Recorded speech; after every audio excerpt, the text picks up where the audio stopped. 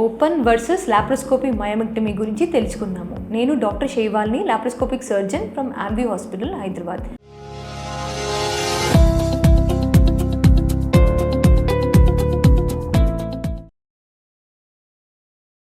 మొదటిగా మయోమా అంటే ఫైబ్రాయిడ్, దాన్ని తొలగించి సర్జరీని మయోమెక్టమీ అంటారు. ఈ మయోమెక్టమీ సర్జరీని ఓపెన్ సర్జరీ లేదా లాప్రోస్కోపీ సర్జరీ ద్వారా చేయొచ్చు.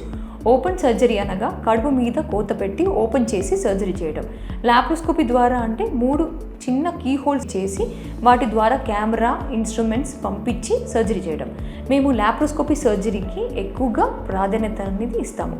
ఎందుకంటే ఈ లాప్రోస్కోపీ సర్జరీ ద్వారా చేస్తే స్టమక్ పైన మార్క్స్ కానీ, సర్జరీ తర్వాత ఉండే నొప్పి కానీ, బ్లడ్ లాస్ కానీ మినిమల్గా ఉంటుంది.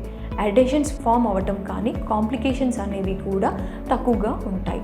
రికవరీ కూడా ఫాస్ట్గా ఉంటుంది. సర్జరీ అయిన రోజే డిశ్చార్జ్ చేసి ఇంటికి పంపిస్తాం. 2 to 3 days ఇంట్లో రెస్ట్ తీసుకొని వర్క్కి వెళ్ళొచ్చు.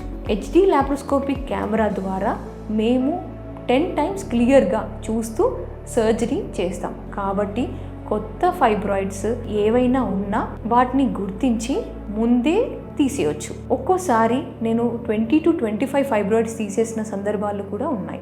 ఇలా ఫ్యూచర్లో ఆ చిన్న ఫైబ్రాయిడ్స్ పెరిగి మళ్ళీ ఫైబ్రాయిడ్ సర్జరీస్ జరగకుండా ముందే నిరోధించవచ్చు.